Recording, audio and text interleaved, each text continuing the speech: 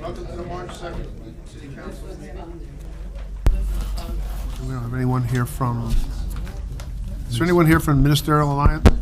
Oh, Yes. yes? Oh, come forth, please. Yes. Lance Langenberg with First Assembly. Let's pray.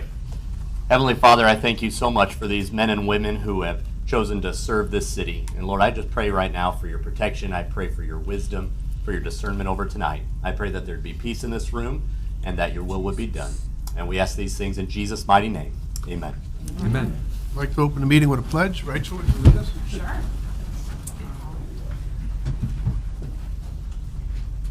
I pledge allegiance to the flag of the United States of America and to the republic for which it stands, one nation, under God, indivisible, with liberty and justice for all. First item on the agenda is the consent agenda. Consider approving city council meetings of February 3rd, which includes a closed session, and February 18th, which also included a closed session. First of all, are there any questions on those meeting notes? Yes. Let's just do this one first. If there's no other question, is there a motion to approve? So moved. Second. All in favor, say aye. Aye. All opposed? Let me take one step back, since there was a closed session dealing with personnel. The closed session was held at 5:30. Council discussed union negotiations. No final action was taken. Thank you. There's no public hearings tonight. We have two presentations. The first for the University Extension update. Chris, are you here? I don't see Chris here. Maybe just a little bit late. Second one not on the schedule. We have the introduction of our Executive Director for the RREC, Bill.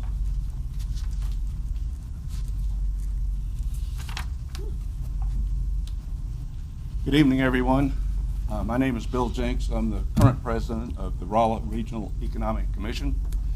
The Rolla Regional Economic Commission consists of 21 funding partners, including the City of St. James, the Phelps County Commission, as well as the City of Rolla, Rolla Municipal Utilities, Intercounty Electric, numerous banks, and the various industries and businesses in our community, and that's how we are funded and how we operate. Obviously, our mission is to attract industry into our area, and it is our area, not just the City of Rolla. We're just concerned about St. James, and of course we have the airport up in Marys County, so that's why we call it a regional, Rolla Regional Economic Commission. We have, I believe we've had 3 full-time economic development executive directors over the years. And we've decided to go to a part-time stance, at least temporarily, for the simple reason that we've spent an awful lot of effort trying to attract industry. It really bothers me. There are a lot of people that say, well, Rolla doesn't want industry. The area doesn't want industry, which couldn't be further from the truth. And a lot of people think there's a 1-800 I want an industry number that you call and I write down. And it involves a tremendous amount of work and effort to get an industry. We were very, very close to getting Caterpillar in here. And this is when I was mayor. Senator and I went to their headquarters multiple times, and the competition was eliminated. We were the last one standing, but they ultimately decided to go back to Michigan. They notified the state of Michigan they were closing a plant and downsizing another plant. But then at the last minute, they decided to go back up there. And this took about three and a half years that we worked on it. So it takes a lot of work. So at any rate, we're going to go to a part-time entity for a while. And one of our first missions is going to be to, I've always said we need a website control officer, because everybody has their own website, but none of it's coordinated. And we need to have a website where if you click on St. James, or if you click on Rolla, or you click on Phelps County, that everything that comes up, you have to go on education, you'll have the university, it'll have Columbia College, East Central College, Rolla High School, St. James High School, Great Circle, the Catholic school, name all of the schools, and every category has to be on our website, and that's one of the things we're going to do. At the same time, we're going to coordinate with our existing industries and make sure that if there's any way we can assist or coordinate anything with them, we want to stay in very close cooperation and coordination with those folks. So that's what we're going to be doing. And so we have Dale Martin, who comes here. He's from Kansas City, but he came down here and coached our basketball team at the university for, was it 27 years? 29 years. I'm bad at math. But at any rate, he was here for 29 years and retired from that. And then he went to the Great Circle and worked over there for recruiting and also fundraising. And he's now working part-time at the university recruiting students. And we think recruiting is an important factor in trying to get new industry into our community. So Dale will be doing the quarterly reports, and with that, here's Dale Martin. If you haven't met him, well, here he is. Any questions? Well, thank you very much. Appreciate it. You all take care. Oh, and Dale? Yes, sir. I'm not going to let you off too easy. Any questions from council for either Bill or for Dale? I guess I can piggyback on what I'm going to try to do in my first 60 days is go to all of our partners, and my door is always going to be open. We're going to have a new office over in the Tucker building, so I'll have ours posted. Any of the council people can come in at any time and visit with me. I want you to share your ideas with me, and then our partners, I'm going to go to them because I think the main thing we have to do is take care of the people that we have here. And that's when we have good relationships, then that will spear on them telling other companies maybe they should be here in Rolla. I've been here for 40 years, raised my family here, love it, it's home, and I just want to do anything I can. So my door is always open. Thank you. I'd like to add one thing to what Bill said, and I'm one of probably the last member of the founding group of the RREC, but over the years I've noticed two things. We didn't do a very good job leveraging the employers that are here.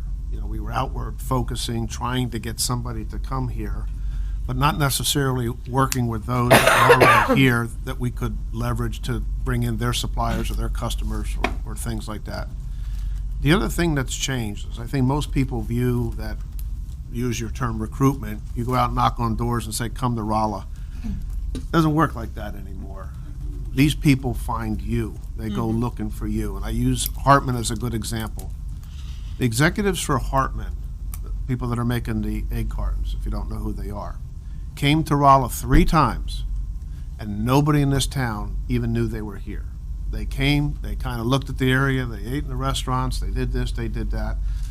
So this notion that we recruit is a little bit de-emphasized, but what we have to do now is when they do come looking, which in some cases is going to be from a distance, we have to have that image. We have to have that website. We have to have the information that's available at somebody's fingertips that's going to cause them to look a little deeper and knock on that door.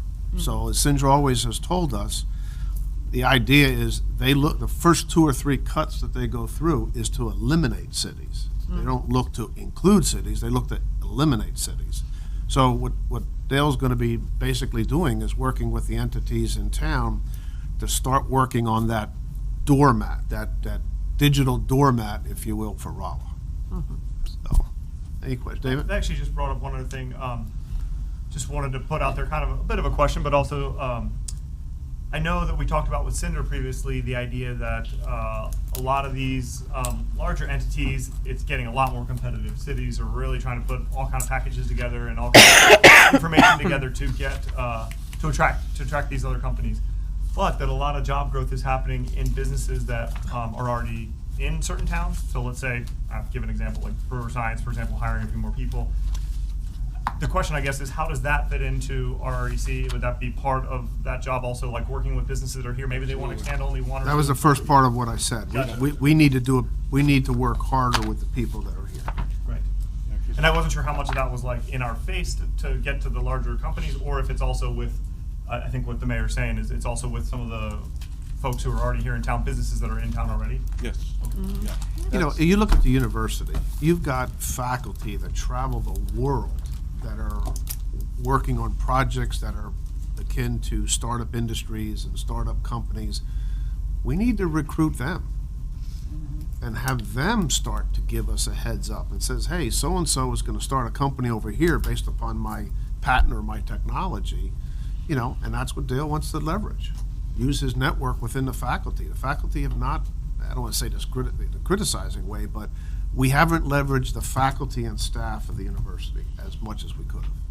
I'd like to add to that that the new chancellor is very, very adamant about involving the community and the university and trying to attract our graduate students to stay, to remain in Rolla.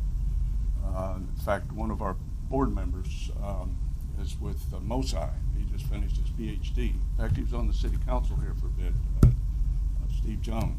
And that's the type of thing that and the chancellor is very adamant about this, which is exciting. And we wanted to, I think this is going to be a real good marriage. And it's also good to work with the hospital. In fact, in talking to those folks, they said that, and they're up to 1,700 employees. They said that a lot of their recruiting comes from within their own employees when they're looking for a certain specialty of some type. That individual that's involved in that specialty will sometimes help recruit people, and so it's all of us. And I think this website's going to be a very important part. So we have a digital witness or digital objective out there for people to industries, whether it's somebody that's wanting to send their child to school down here, or if they're looking for an industry, or they're looking for tourism or whatever. We need to have a good, and everybody has their own website, but there isn't anything that brings it all together, so that's what we're going to be doing. Thank you very much. Thank you. all take Thank you, care. Thanks a lot. Welcome, Dale. I didn't look up. Did Chris come in by any chance? No. Okay. Moving on to reports of mayor and council persons of boards and commissions. There are 10 reports. Are there any questions on any of them? If not, moving on to old business, we have one item, which is an ordinance amending section 27-107 of the code pertaining to parking. Darren?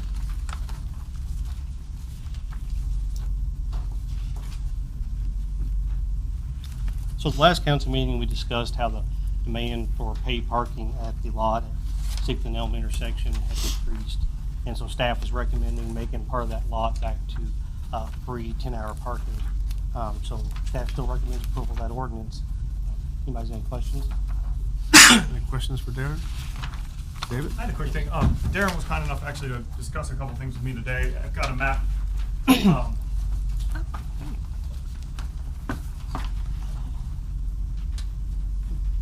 is up on the screen. Mm-hmm. Can we zoom into that area where this, just everywhere where all that is?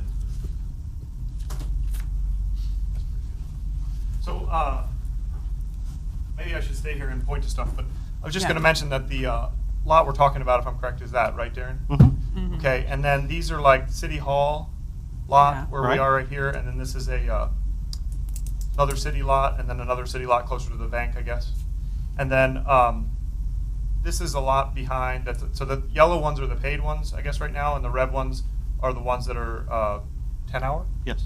Yeah. So I just because I was starting to think about, I kind of wanted to get an idea of what all parking do we have, and I know there's always that kind of things that business owners have a lot of input on and that kind of thing. I've had a number of business owners, this would be the block right here, the block where there's Hoppers, Sydney's, and some of the Red Door, Peace of Mind, all that on this block. And I've had them mention to me, this is currently all rented space. So nobody from the public would be able to park there unless they have a permit. So my two questions slash suggestions slash maybe it's something we can discuss a little more is, first thing I noticed was that the 10-hour parking, so the permit parking is the parking that's closer to downtown. It's this area right here.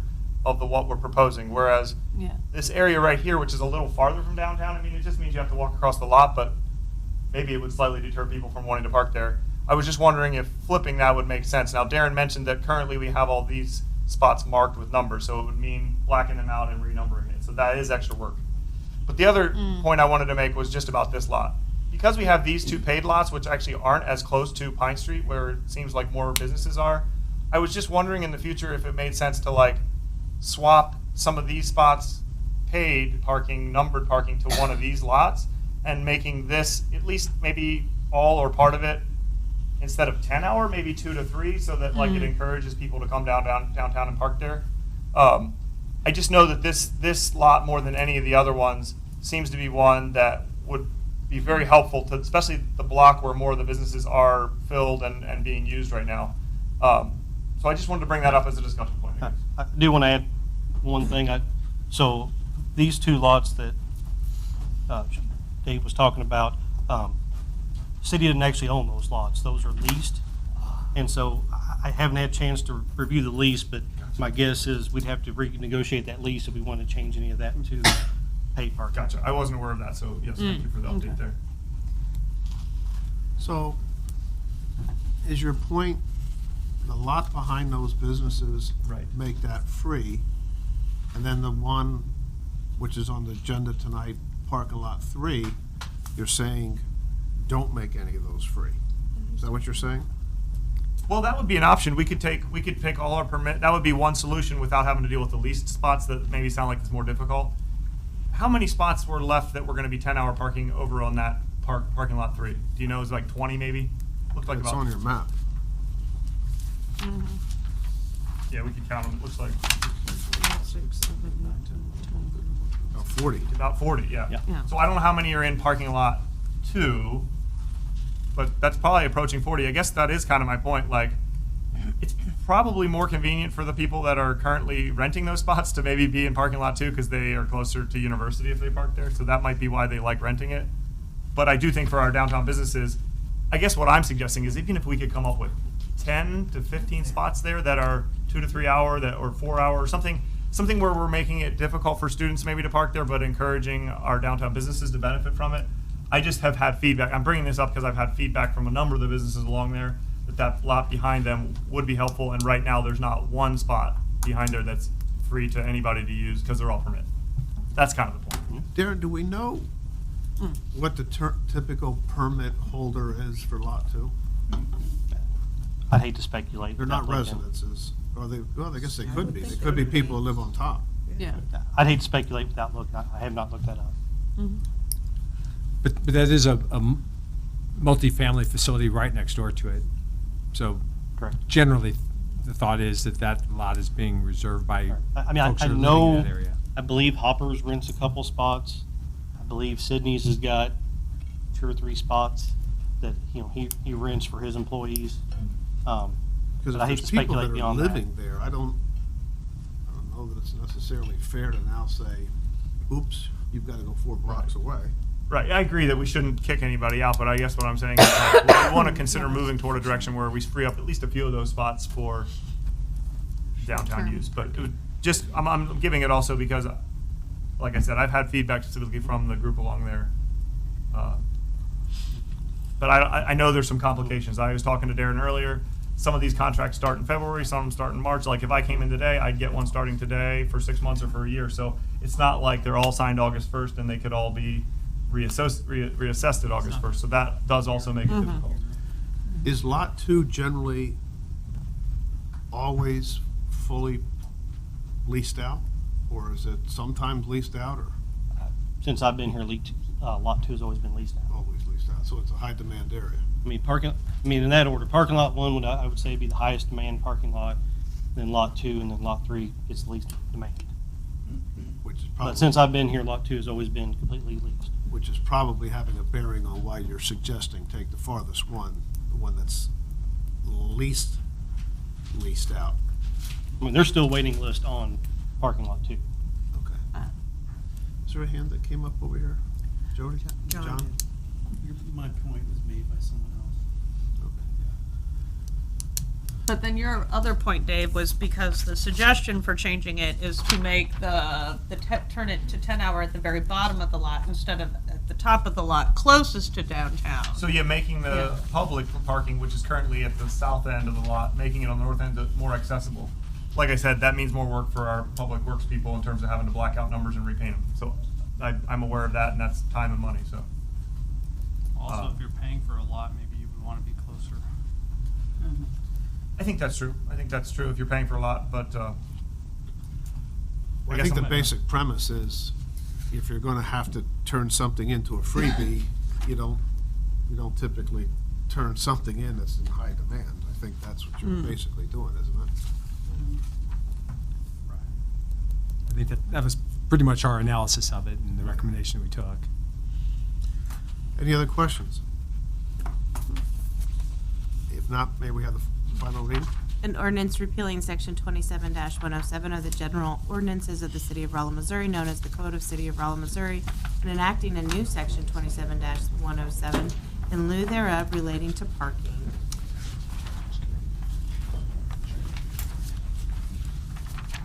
Is there a motion to approve the ordinance? So moved. Second. Motion made and second, roll call vote. Corral. Yes. Schott. yes. Reuter. Yes. Schneider. Yes. Murphy. Yes. Boland. Yes. Mush. Yes. Roder. Yes. Eberly. Yes. Allen. Yes. 10 ayes. Ordinance is approved. Moving on to new business, we have one item as well, an ordinance authorizing me to enter into a state transportation assistant loan fund. Steve? The attached ordinance would authorize the mayor to enter into a STAR fund loan for the improvements at the Rolla National Airport. It's $162,693. It represents our 5% match on the rehabilitation project for runway 422. We already have a contract for that project. Should start this spring. Total cost is $2.9 million. Missouri Highway and Transportation Commission has funded 95% of that. This is our 5% match. The loan is at 1.2%, payable back over a period of 5 years starting on 11/1/2020. Are we locked into the 5 years? Pardon me? Are we locked into 5 years, or can we go longer? We can't go any longer. We can go shorter, but not longer. Any questions from council? If not, can we have the first reading? An ordinance authorizing the mayor, city of Rolla, Missouri, to execute on behalf of the city of Rolla, Missouri, a certain state transportation assistance revolving fund loan agreement and promissory note between the city of Rolla, Missouri and Missouri Highways and Transportation Commission. Motion that the ordinance be approved? No, it's the first reading. Oh, first reading, I'm sorry. Moving on to claims and/or fiscal transactions, we have two. One is a motion awarding a bid for the replacement of a heater at Splash Zone. Lloyd?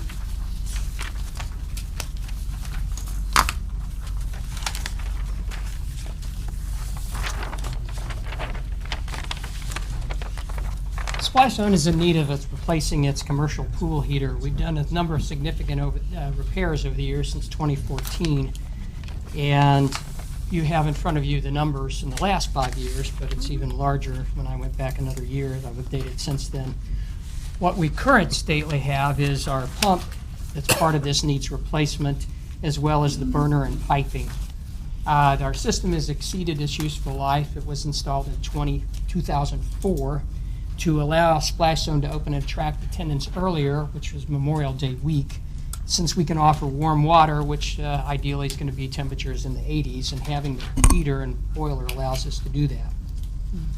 It's also important, particularly with this past year, since we had so unusual, we hope it's unusual, weather temperatures.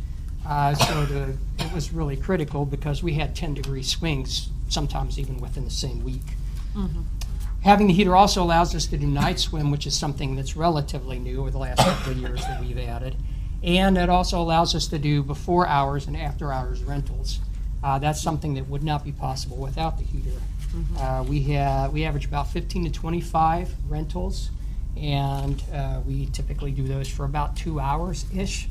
So that nets us about $300. So over the course of If we do 25 in a good year, that's about $7,500 additional dollars. Bid packets were placed online, and we also ran legal notices. Two of our contractors indicated that timing was not conducive for a bid for them, given the fact that we want to get this done before we try to open this spring. That's a significant time frame, have to get it on their schedule. So our loan bid is below project estimate.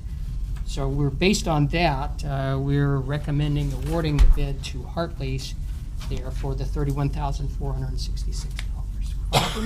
Floyd, for council's edification, we've been talking a little bit the last few days just about the impact of that $31,000 with the business case about membership utilization, all those kinds of things. So we've been trying to gather that information over the last couple of days. We didn't really have everything done that we wanted today, so we're comfortable delaying this for 2 weeks.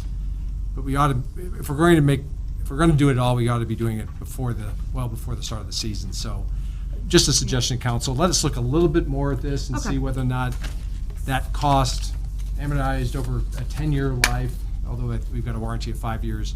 I think we ought to look at this from the standpoint of that. We did find in 2004, when we built this originally, it was a $9,000 purchase. So it's gone up threefold in price. We just need to evaluate that. So if the council doesn't mind, we'd like to set this aside for a couple of weeks and bring this back with possibly even explore the option of going back out on some bids. We talked about doing that as well. Do we have an idea of the cost to operate a heater of this size? Yeah, the utility bills last year were about $1,400 for the year. Maintenance costs have been rising a lot in the last 4 years, but we had to spend some, I can't remember, $5,000–6,000 in 2016, if I remember. The largest significant cost was a $7,000 replacement in 2014, 2015. So since 2014, we spent $22,756 in repairs on this. And during that same time, we have spent $11,166.36 on the gas charges, which that's the monthly. Now, that typically, we'll have that fee every month, whether we're open or not, because that's just basically for the service valve. Yeah, I'm gone blank on the meter, basically the basic meter charge. That's what Ameren told me today. And then usually if we have a particularly rough time weather-wise, it'll be, I think the high over that period of time for 1 month was about $1,200.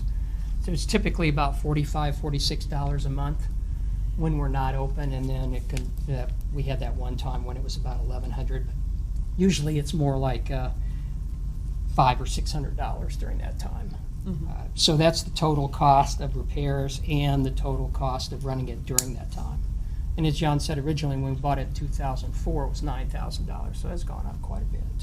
But at this point, we can't use it because the pump is not, there's just not the point where we're gonna be able to get any more use of it. So we either do it or we don't do it, essentially. Floyd, now you said though, with these night swims and things like that, it can bring in potentially $6,000–7,000 a year. Yeah, if we, with just with the rentals alone, if we have a really good year is about 25, and we do that after hours or 4 hours. So if we have a typical rental, which would be about 2 hours, then that's going to net us, because we charge $150 for 100 people during per hour. So if we had the maximum 25, we would have $7,500 in that. Now, it's really kind of a little bit harder to gauge a night swim. So much of that also depends on temperature. So that can range from maybe we have 10 to 15 people to as much as 25. So, and that'll be probably somewhere in the neighborhood of $4 a person for night swims. So it's not a lot of dollars, but yeah, so you're right in your rough estimate there. Of Matt, what that would bring. I guess I'm the one that threw a wrench into this yesterday in that, Splash Zone was not built with a heater. That came in afterwards, and then Park Director Scott Karen made a case for $9,000, particularly I think in the early part of the season when we opened, that this would be a way to enhance people coming to the pool. And that may be true. So what I asked of staff is, it's not $9,000 now, it's $30,000, number one. Number two, do we have the data to show that? I mean, do we have some sort of a data history or graphic that says in the first 2 weeks or 3 weeks, when it's a little cool at night, we see a certain amount of people coming to Splash Zone? So I really just asked them to show me. I honestly had no idea it was heated. I always just thought people were nuts going when it was cold. And I kind of wonder if there's a lot of people like me that if I knew it were heated, I'd go. I might actually go on a cooler day, but I had no idea.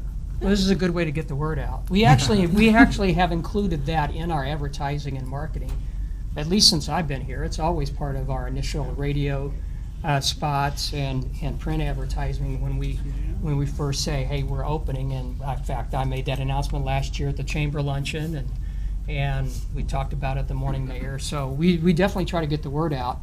And I can't say definitively what other folks do, but I haven't heard that ability other places. So I think it's a marketing plus for us, for sure. All I asked them is to prove the business case, that's all. So give us 2 weeks for them to heal. So Floyd, if we wait 2 weeks, do you think Hartley's is still going to be able to put it on their schedule? Is that going to be an issue? Well, we might go out to bid beyond Hartley's. Okay. Well, yes, I mean, it's hard to say. I mean, 2 of our bidders didn't bid just because they couldn't turn it around, even if we awarded it tonight. So would we get more if we went out to bid? Possibly. Can't tell you. The mayor posed the question. I haven't had a chance to reach out to our lone bidder and say, is 2 weeks going to make a difference for you? I mean, it's a fair question. I can't tell you yes or no. Just what I do know is that some said they couldn't bid because of that. So. Quick question on the 300 extra per night. I mean, the 300 doesn't just go to pay for this at that point. It does pay for staff and other things of staying open. Correct. So that's true. that would get whittled down. It's not like we can put the full 300 into Right. what we're paying for a heater. Yeah, you have the guard Yeah. cost, water Okay. cost. Something else So too. it might be half that 7,500 or Could be. hard to say, But something else too to keep in mind is the ability to have a consistent water temperature also makes a difference with your pool chemistry and your water balance. So that's one factor you can control, and if it's consistent here, that really kind of helps you regulate all the other things that you've got to adjust relative to chlorine and your acid and whatnot. I mean, if So it gets too that's hot a in the summer factor. though, you can't bring it back down to cool. Well, no, but that- you usually, with an outdoor pool, you really don't have too much of a problem with that Okay. because you've got a lot of evaporation. You've got wind temperatures that factor into this. Okay. You know, you have a wind chill factor even if you don't think of that except during the winter, because even if you've got, and I went back actually since the mayor posed the question and looked at the recorded air temperatures over that, and that's why I was able to say there's as much, but this last year was a 10-degree swing even in some same weeks. But if you factor in that, that also makes a difference too. So there's a lot of variables to go into considering how you can weigh this out. Perfect. The last thing I wanted to just was ask about the 2 other, you did put out for 2 other people, they were interested, but they didn't provide a price, is that right? Yes. Okay. I kind of agree that, I know the time crunch is tight, but I kind of agree it would be nice to see some other bids there, especially going from a $9,000 item to triple the price. So I'm totally aware of the constraints we're under, but I would just mention as one council person that I think if it's possible, it'd be great to see some other bid prices. The only problem with bid prices, we almost would have to reject this bid because Right. it's been opened up. You'd have to reject this bid and go back out for another And solicitation. it could go up, for example. It could go up, you might get more bidders, all those kinds of things. You might jeopardize whether it gets done before the start of the yeah. season, which is okay. I mean, then we'd have it there for later in the season, but Right. the primary sweet spot for the warmer weather is the first 4 weeks of the season, Memorial Right. Day to The mid-June. people that didn't bid, that because of the time, did we or could we ask them if we gave you the extra time, what your price would be? Yeah, it's different. You mean give them the extra time as in No, I'm just go saying- later and open later? I'm just saying, what I got from you is they didn't bid because they couldn't meet our timeline. I know they Right. couldn't fit it in their schedule is what I understand. This is one of the same.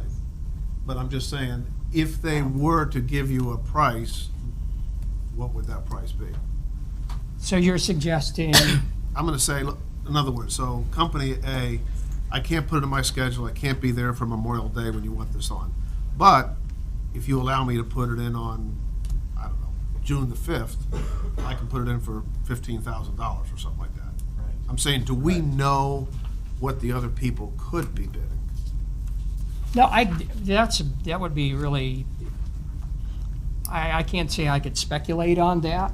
I know when I talked to one of them particularly, I called them on the phone and said, okay, you're not bidding, it's a part of its timing, part of it's also staffing for them at the present time. So, I mean, they could, in theory, come back with a price and do it later, but at that point, have we, and I just turn around and raise the question back, have we missed the opportunity to really, are we going to need it? My motivation here, But save Floyd, money. is simple. We're going to spend $30,000 of taxpayers' money. I think we need to make the business case, Sure. rather than just say, well, we're going to replace it because we always had it. Doesn't mean necessarily that it made I get sense it. to have it. So, second question. If we were residents, there are energy programs out there, tax credits, this, that, and the other thing. If you're a business, they're out there.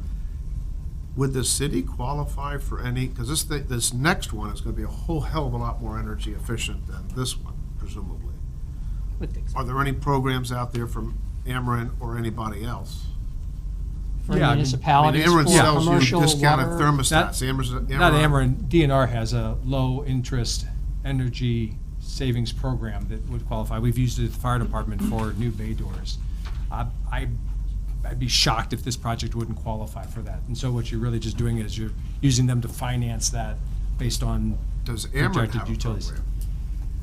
I don't know if Ameren does. And Ameren sells light bulbs at a half price. Ameren sells thermostats at half price as part of their program. raise the Because question when they for got sure. the energy increase, the PUC, or Public Utility Commission, says you gotta spend that down. Have we asked Ameren if they'll provide something? We have not, and we can ask that question, for sure. Please, Yeah. humor me. Okay, thank you. One other question, Floyd. For this 30,000, are we getting a comparable unit or is it more enhanced? And how much longer would it last? Well, it's probably going to last roughly about the same time. Is it going to be more energy efficient? Is it going to be, I would say, improved? Yes, I think, technology's been changed in significant amount of time since 2004 to 2020. So I think it's safe to say, while I'm no expert on that, generally appliances, and this is essentially a commercial pool appliance, is going to be more efficient. And the conversations I had with people who did not bid, and we did call, I called nationwide, matter of fact. I talked to a company out of New Jersey. I talked to a couple other companies that where you can find on Google search, and also through the Parks Association. And clearly they're not going to put something in Missouri. But what they indicated to me was their systems in general are just light years better, relatively speaking, for that. But part of this pricing is not just the unit itself. Part of this is replacing all of the piping.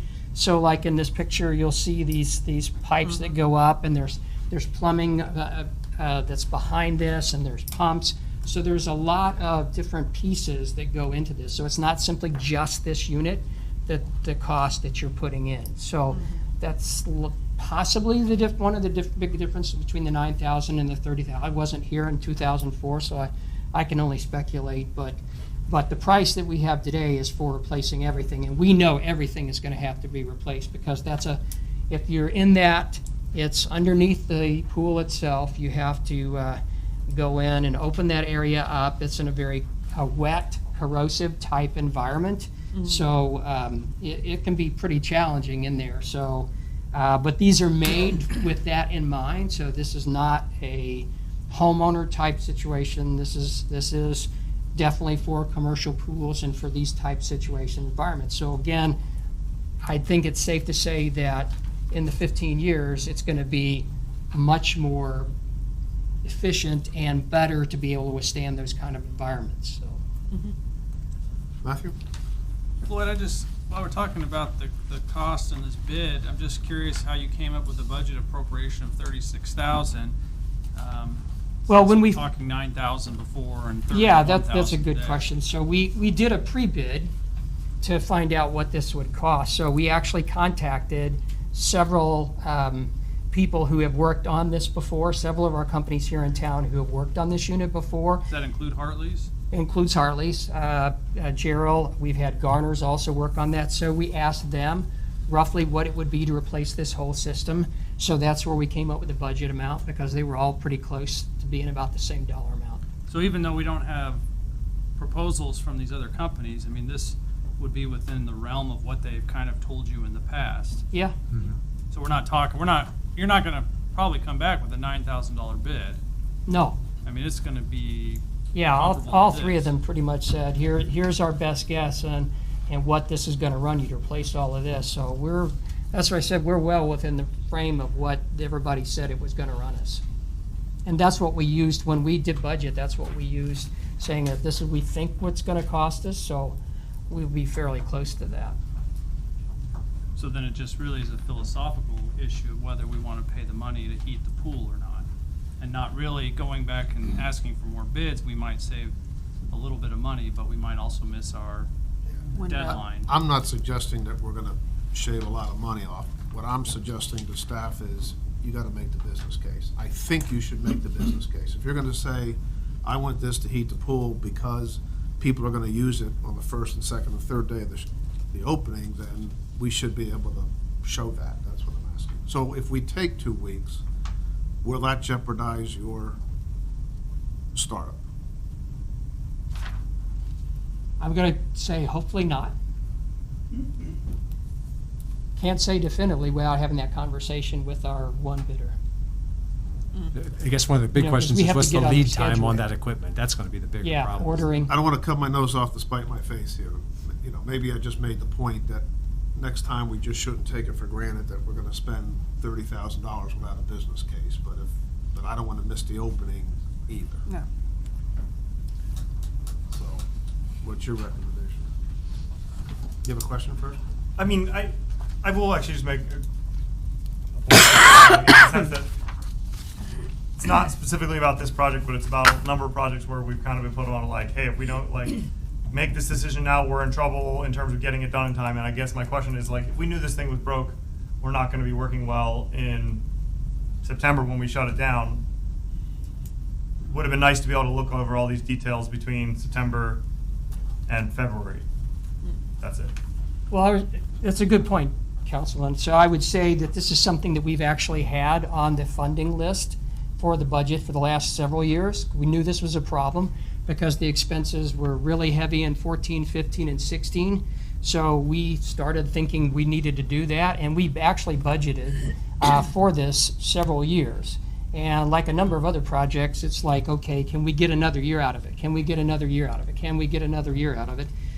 And given all the other things that we're trying to do with Prop P dollars, which we made the case at, hopefully, again, had the opportunity to do that at the open house, is kind of like what's it's juggling act. So what can we do? And it's kind of, we have that discussion on a smaller scale with equipment and mowers and that kind of stuff. So it's not something that we knew that we were just gonna Right. blow off. You had It to was evaluate something how that- everything, all the pieces of the puzzle Yeah, fit in, and- you realized you had money for another piece of puzzle. And if, quite frankly, if we could have Band-Aided along again for another year, we would do that. And that's really what we've done the last couple of years. And we've been fortunate that we haven't had, in the last couple of years, really big expenses. Mostly what we've had to replace have been valves and Right, but this is piping the and those pump, kind so of it's things. like a bigger Smaller deal. pieces, Right. yeah, smaller pieces. But this time it's like, okay, when we actually did the rough proposal, the company said, your pump is gone. You're not gonna, you gotta replace that. You know you're gonna have to do that this year, and that's gonna be, for the pump itself, not counting labor and installation, that's gonna be at least about $3,000. And that's before you also have to do the other part that we said, the burner is also gonna have to be replaced. So, Right. Sounds like it just came up at this moment. John, what's your recommendation? Well, I think we would come back in 2 weeks with our recommendation to proceed with this project and try and get it done before this opening. And I get the point that it'd be worth us taking a step back and making that business case earlier. We could get this out a month earlier rather than doing quotes, so. But I don't think we're gonna see that number come down drastically. I think the public has appreciated for 4 to 6 of our weeks of our 14-week season having comfortable water, whether they realize that it's not. It's making a difference on our utilization. And if we don't replace it, we're actually going to be taking away an asset or a service that we've been paying or providing. And we got the Prop P passed to support these kinds of things. So my recommendation is we go ahead and get this done, and then we'll just gear up for a little more lead time to allow some of that analysis to be done on the next project. Okay, that's the recommendation. So, is anybody, this would be a bid award, right? Is there a motion to award the bid to Hartley's? So moved. Both, is there a second over here? Motion made and second, all in favor say aye. Aye. All opposed? Thanks.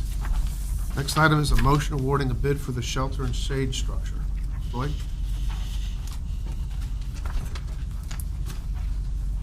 So as part of our renovation work at the ball field complex at Burwan, we're asking for approval of the shade and shelter structure to provide additional coverage and seating for those using the park, specifically the ball fields and the concession building area. We opened the bids, I think it was the 19th, and we received these 5 from the companies, all pretty close to about what we had done, what we expected this one to be as well. So we're recommending the low bid from All Inclusive Rec out of Farmington, Missouri for their model of $27,928. Questions? I might just add, if council is not familiar with this area, this is of course by the primary ball field complex that we have. We have removed all of the old batting cages, and it's sort of in a process of being cleaned up, redone. We've had really good feedback on doing the self-pitching areas rather than the old pitching machines. So this is another one of those buildings that really, to replace this whole building, we're probably talking $150,000 to get into the whole concession area, the bathrooms. That's not going to be a high priority in our Prop P fundings for a few years. So we think this shelter is going to be a way of sort of showing a dressing up of this area, but not making that full-blown commitment to doing everything we'd like to do here at this point. Is this a freestanding structure, or you're replacing the roof over the picnic tables? We're actually adding this to it. Yeah, it's a freestanding structure. Freestanding structure. Yeah. It would be in this gravel area, pretty much here. And Mr. Butts is right about the batting cages, so it would be adjacent to the batting cages as well as the concession building. The batting cages had been the electronic pitching machines, and we just, that was a lot of money to replace those, and it was constantly being down. So we staff, basically with the help of a couple of local our contractors, came up with the framework and the netting and put that down. It was so popular with 2, our park commission asked us to increase it by 3. And so now I think we're going to end up with 4, and what the 3 that we've put in so far only cost us $4,200. And we would have been spending much more than that just to do one if we'd done all the pitching machines and gone back to what we had. And probably the usage has been every bit as good, if not better, because when I was at the ball fields this last fall, pretty universal. I mean, they were constantly being used. The feedback was really, really good. So it was pretty much an easy matter of adding a 3rd on there. And I think our plans are really to put a 4th in as well over probably at Bayless. But the 3 we have now would be, you kind of see it in the picture. It's kind of right here. It's just right off of that area. Any questions for Floyd? So, There's a $12,000 difference between the low-high bid, both out of Missouri. Do you see any issue with that, or do you think that's going to be comfortable?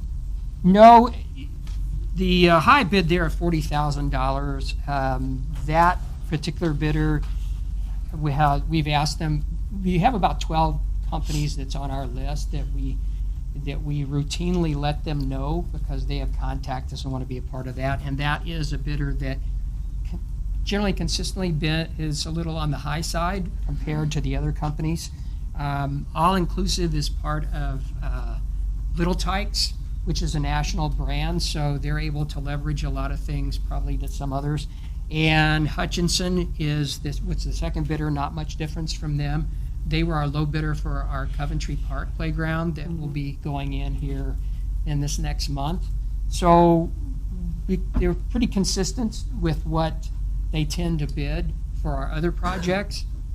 So, the specs are pretty definitive in terms of what we ask for. We get it down, particularly with the steel, we get it down to the ASTM readings and the thickness and whether it's coated and what type of coatings and all that kind of stuff.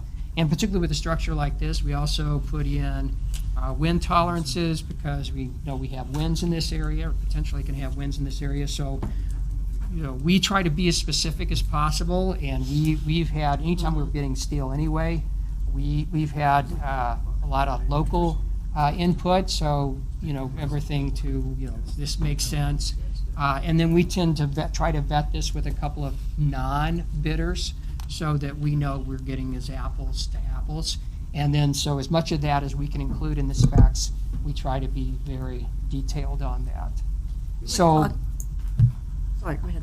yeah, so, it's, I don't think it's a matter of, and we even got down to, are we talking gable roofs or hip roofs and those kind of things. So I don't think it's a matter of anything other than just the big, as one dealer in playgrounds and these type of equipment told me at the Missouri Parks meeting, he said, we will never be able to make your low bid on most projects because we just can't compete with the bigger entities like All Inclusive and Play and Park and some of these.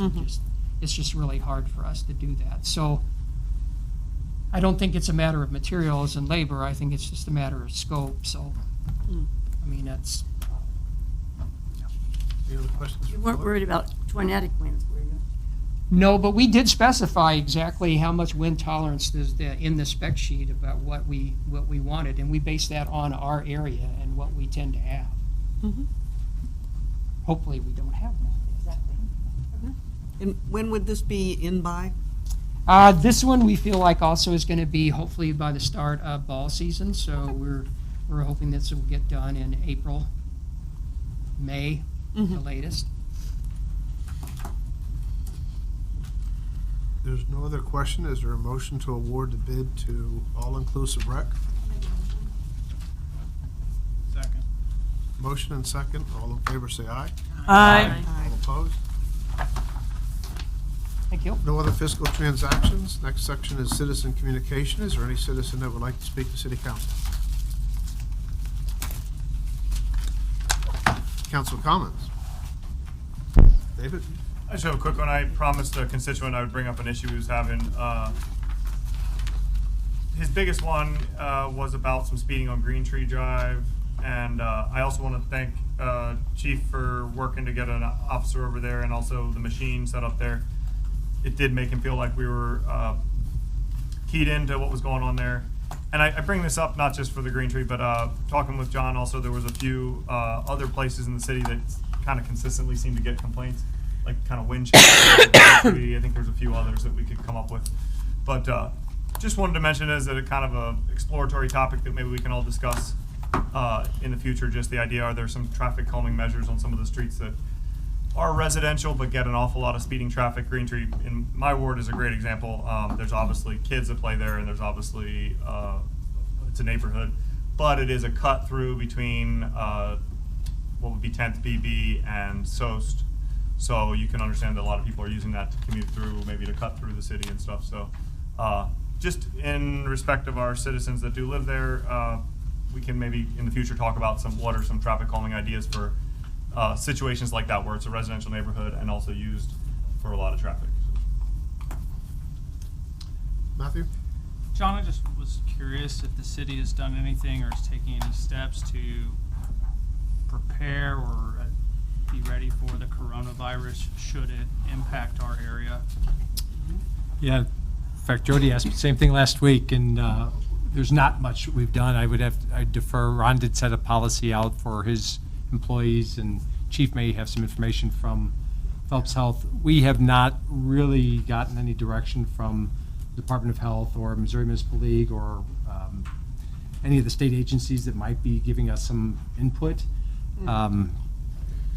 So I don't have. Try to any get a answer. hold of somebody from the hospital to make a presentation. So hopefully in 2 weeks, they'll have somebody that can give us a general sense.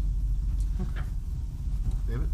I'm certainly no expert on any of this, but I have been reading a little bit and just going to mention that it does sound like places that aren't, or that are outside of the areas where they've tested and found cases don't even necessarily have the test yet. It's kind of hard to get the tests because they're in high demand. And so if there were cases in our community and they wanted to test for it, it sounds like we may not even be able to yet. And this would be more like national stuff. So just an awareness factor that we may not be where we need to on it as maybe a nation, I guess, more than just as a municipality.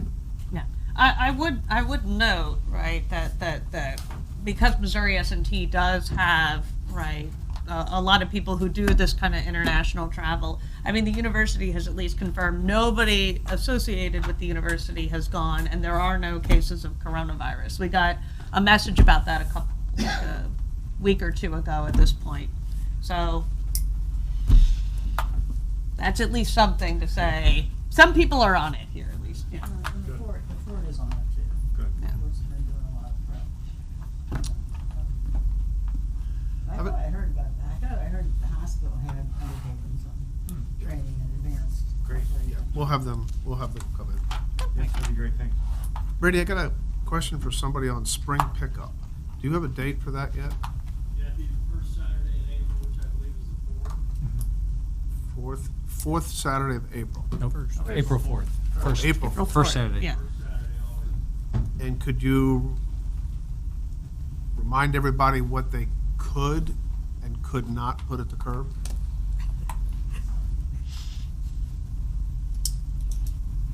It's a shorter list of what we really won't take on that Saturday, which is really gonna be the regulated items, tires, yard waste and brush, major appliances.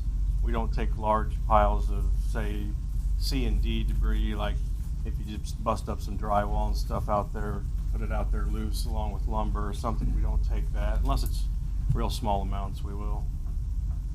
We also don't really make a practice of emptying all of the trash carts or the rollouts because, well, in the past we would stop to check those and find many empty ones. So we just prefer that everybody if they want to put out bags or boxes of trash, we'll grab all of that stuff, but we don't go around checking all the carts. Brady, old TVs, old computers? We can still take those, yeah, they're not regulated yet. We can also recycle those, but they have to be brought to us, and on some of the televisions there is a fee, but nothing on the computers, towers, or any other electronics. Is there a weight restriction on anything that's at the curb? That's the thing about the cleanup. We really don't have any limitations on weight or volume. Okay, so you have the wherewithal to pick something up. We do. We've picked up, I don't really want to advertise it, pianos, player pianos, hot tubs. Now the only restriction is going to be, will it fit in the hopper in the back of a packer truck? And the packer truck is a pretty amazing piece of equipment. If the blade can get a hold of it, it's going to drag it in there and bust it up. So we generally have 2 to 3 guys per truck. So it's, if those guys can lift it, we'll get it in there. Yeah. When you talk about crunching, it gives me a chance to bring up lithium-ion batteries. You want to talk about those a little bit? It's kind of a hot topic in the industry right now, no pun intended, but they are a fire threat. So it's my understanding that primarily if they become compromised, they can start a fire. They will burn very hot, they will burn uncontrollably. So I think we would like the citizens, if you have a device with a lithium-ion battery in it, please take it out. Right. Because when you put it in the trash truck and that thing crunches, you've got a risk of starting a fire. Yeah, and trash trucks have burnt from them. Luckily, we haven't experienced that here yet, but I've heard of colleagues that have had to deal with that. And quite frankly, recycling centers and other facilities burning down because of those. So how are you supposed to dispose of them? If they're the kind that's on a tool, I believe places like Lowe's still takes them back. There are some programs like that. We have been handling them. I I discourage that, but we do take all types of electronics, either that are battery charged or operated by an electric cord. So I know we're getting some devices in that still have the batteries in them. Whenever I do take a lithium battery in, I'm storing it in a galvanized metal container so that if it does ignite or spark, it's not going to spread.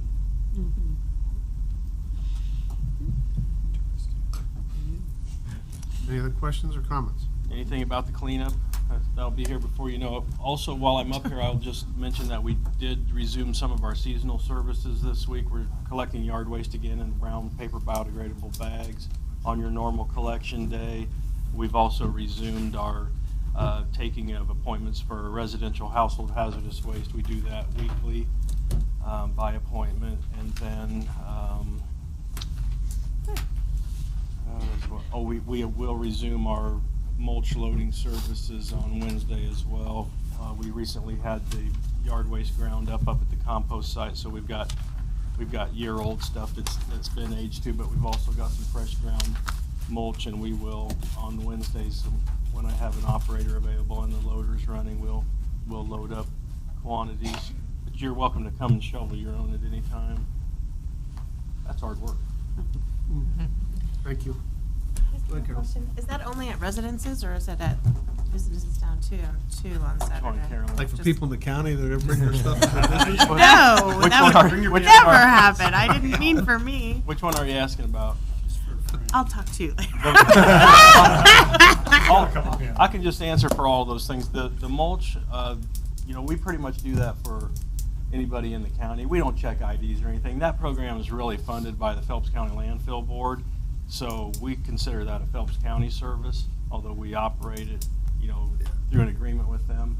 The household hazardous waste program is residential only. Believe it or not, we serve a 7-county region for that because that is funded by our Ozark River Solid Waste Management District, and they operate a 7-county district. So the bulk of that comes from Rolla and Phelps County, but we do get appointments from residents within the district throughout those 7 counties. Proper disposal and proper recycling is preferable to having them on the county road. Yes. So, And we can help with almost anything. We have answers for just about anything. You just have to let us know what you're trying to get rid of. Okay. thanks, Brady. Thank you. Any other council comments?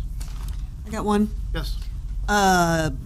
Rolla High School boys and girls are both in district basketball play. The girls were playing tonight. I haven't checked my phone, so I can't. They did win? Okay, so boys and girls are both playing for berths in their district championships. And the wrestlers. Go Dogs. And the wrestlers are going very far too, from what I. Yeah, wrestlers, we had a state champion and several other placers. Whoop. It's fabulous. No other council comments, no closed session, so meeting adjourned.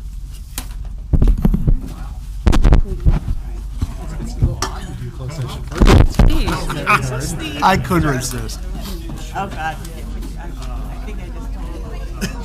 I swear.